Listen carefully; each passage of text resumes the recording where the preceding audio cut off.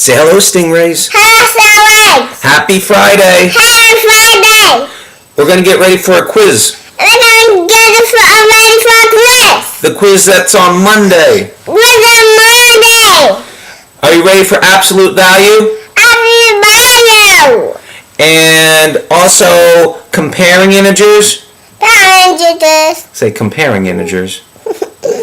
Comparing integers. Okay, just say bye. Bye. Integers. Boys and girls, today we're going to start by comparing integers. In the past, when we compared integers, it was pretty simple. We know that our numbers, as they increase, we would be moving to the right of our number line. We'd be moving to the right. And as we move to the right along our number line, our numbers would increase in value, or they'd get larger. And you're getting further away from zero. I mean, because in our basic, most elementary knowledge of math, we always thought, well, zero is the smallest number. We know different now. It's not even close. Zero is nothing, okay? And we'll talk more about that later. It's also, another good word for this would be our origin. When we look at the number line, okay, zero is our origin. It's kind of our home base. But anyway, back in the good old days, zero we kind of thought was our lowest number, because it was, after all, it was nothing. I mean, how can you get less than nothing? When you have nothing, that's as low as you can go. But that's not true. But what is true is when you go right, in a right direction, away from the zero, or actually away from any number, when you move to the right, our values are increasing. And we'll see that in a couple different ways. And as we get further away from zero, our numbers were increasing in value. So if we had a simple comparison problem like 3 and 6, if we were comparing these two, we'd look at our number line and we'd say, well, here's 3, and over here is 6. 6 is further to the right, 6 is greater than 3, and the inverse of that is 3 is less than 6. If you read this expression backwards, it's 6 is greater than 3. Not a problem, okay?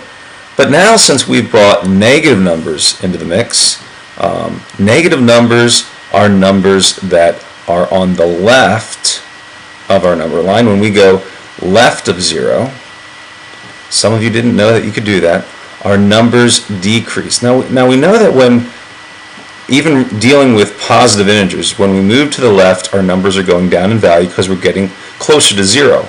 But we can go past 0. Okay, after all, 0 is not the lowest thing. It's not the lowest number. It's 0.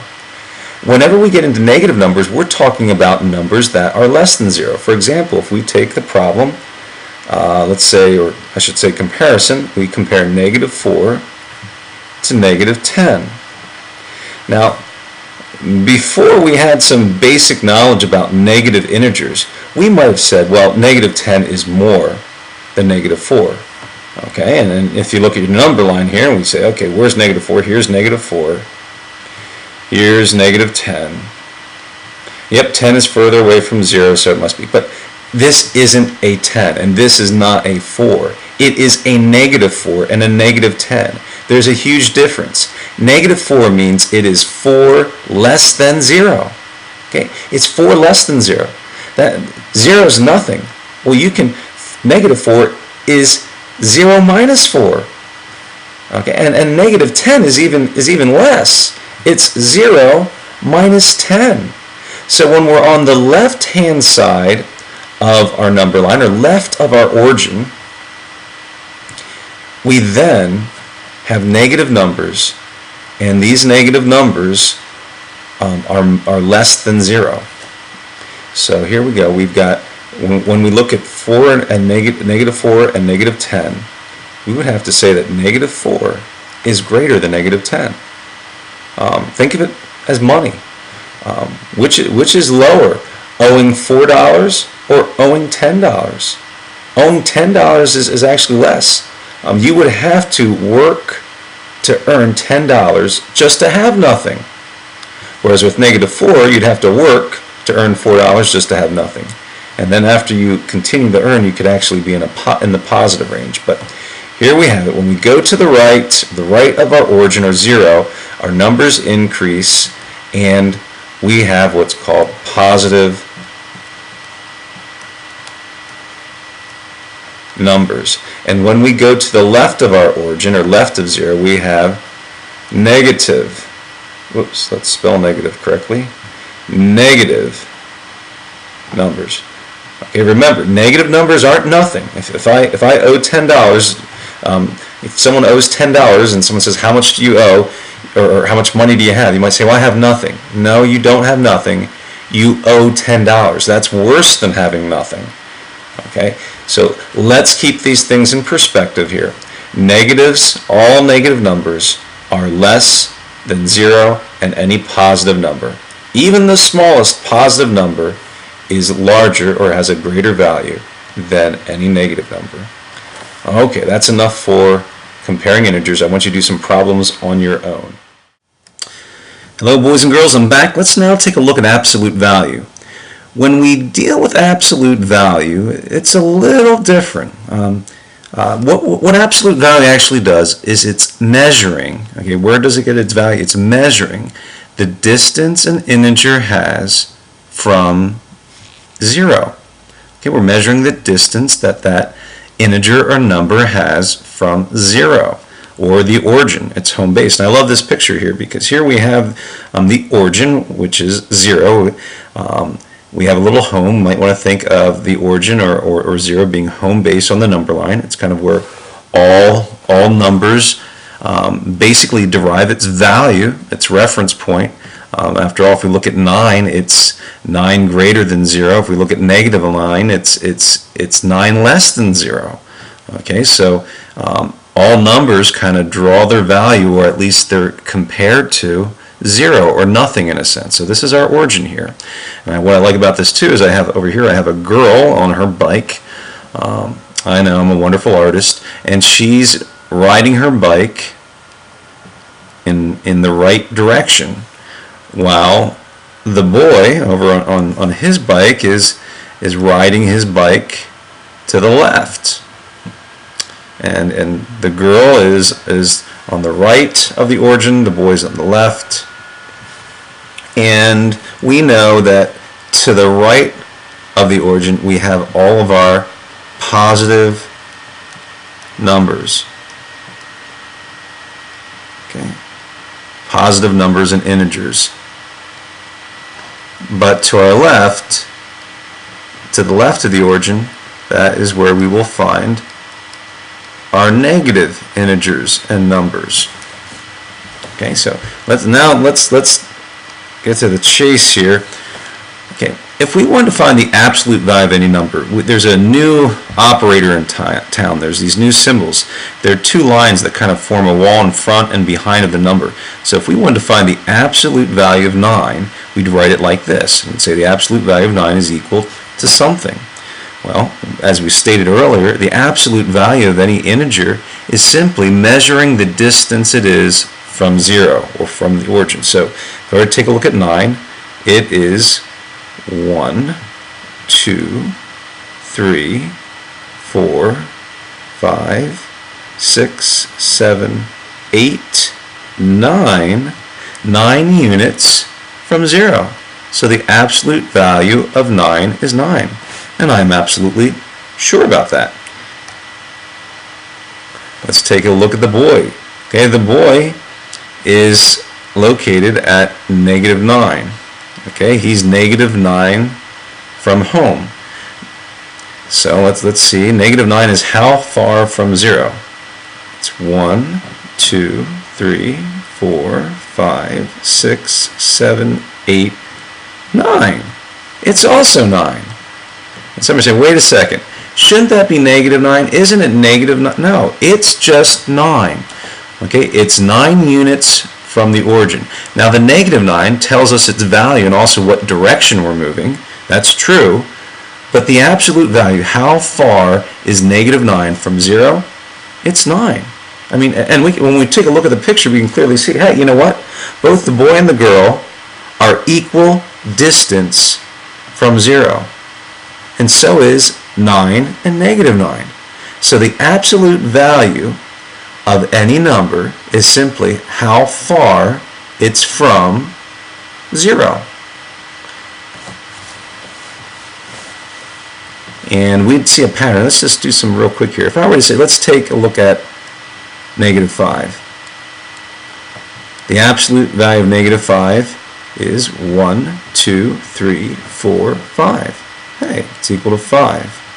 Let's see what the absolute value of 7 is. The absolute value of 7, once again we write it like this. Well, negative 7. Negative 7 is 1, 2, 3, 4, 5, 6, 7. It's 7 units from 0. Okay, let's take a look at some positive numbers. Okay, and let's go with 4. Okay, the absolute value of 4, well, let's figure out. 1, 2, 3, 4. It's 4 units from 0. And if we take a look at 10, the absolute value of 10 is 1, 2, 3, 4, 5, 6, 7, 8, 9, 10. I think you see the pattern. The absolute value, no matter if the integer or number is negative or positive, the absolute value of any number is always going to be a positive. Okay, because we're just measuring how many units it is from our origin, from home base. There you have it. Stingrays, I think we're ready to have some fun with absolute values. Let's try comparing and evaluating absolute values. We'll start off with comparing. For example, let's say we have a problem that looks like this. We want to find the absolute value of negative 2 and compare its value to the absolute value of negative 6. Okay, well, the absolute value of negative 2 would be what, class? 2, because we know we don't even need the number line anymore. We can kind of picture in our head. We know that negative 2 is 2 units from 0.